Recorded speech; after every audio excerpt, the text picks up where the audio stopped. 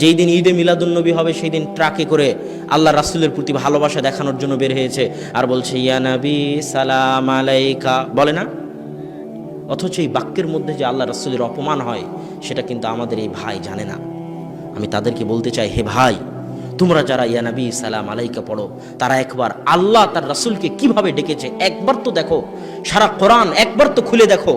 এই সমগ্র কোরআনের প্রথম থেকে নিয়ে শেষ পর্যন্ত আল্লাহ অন্য নবীদেরকে যতবার ডেকেছেন সব নবীকে নাম ধরে ডেকেছেন। ইয়া জাকারিয়া, জাকারিয়ার নাম ধরে ডেকেছেন। ইয়া ইব্রাহিম, ইব্রাহিম আলাইহিস সালাতু ওয়াস সালামের নাম ধরে ডেকেছেন। কিন্তু যখন আমাদের নবী মুহাম্মদ সাল্লাল্লাহু আলাইহি ওয়াসাল্লামকে ডেকেছেন তখন বলছেন ইয়া আইয়ুহান নবী কুল্লি আজওয়াজিক। আইয়ুহান নবী, আপনারা তাশাহুদে পড়েন না আইয়ুহান নবী? না তাশাহুদে ইয়া নবী আছে? তাশাহুদে কি আছে? আইয়ুহান নবী আছে। তাহলে ইয়া নবী আর আইয়ুহান নবীর মধ্যে পার্থক্য কি? আমি আপনাকে বললাম এ আব্দুল্লাহ, এ আহমদ, এই ডাকের মধ্যে কোনো সম্মান আছে? কোনো সম্মান নাই। আপনি প্রধানমন্ত্রীকে ডাকতেছেন মাননীয় প্রধানমন্ত্রী, মহামান্য বিচারপতি, সম্মানিত জনাব অমুক অমুক, ডাকেন না?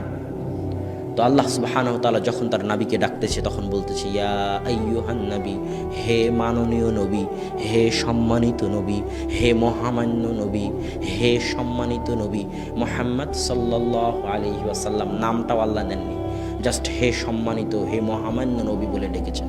আর সেই জায়গায় তারা বলছে ইয়া নবী মানে এই মোহাম্মদ, ইয়া নবী মানে এই মোহাম্মদ, নাউযুবিল্লাহ। আর তারা বলতেছে তারা নাকি আল্লাহ রাসূলের আশিক। হে ভাই, আপনি একবার চিন্তা করুন যে আপনি আল্লাহ রাসূলের আশিকের নামে আল্লাহ রাসূলকে অপমান করতেছেন। সম্মানিত উপস্থিতি, তাহলে ঈদে মিলাদুন্নবী একটা অনুষ্ঠান। এই অনুষ্ঠানের মধ্যে যখন আমি দিনকে সীমাবদ্ধ করে দিলাম, ঈদে মিলাদুন্নবী শেষ, ইসলামও শেষ। টঙ্গীর ইজতেমায় হাজার হাজার মানুষ একসাথে হাত তুলে দোয়া করতেছে, টঙ্গীর ইজতেমাও শেষ, মুসল্লিও শেষ।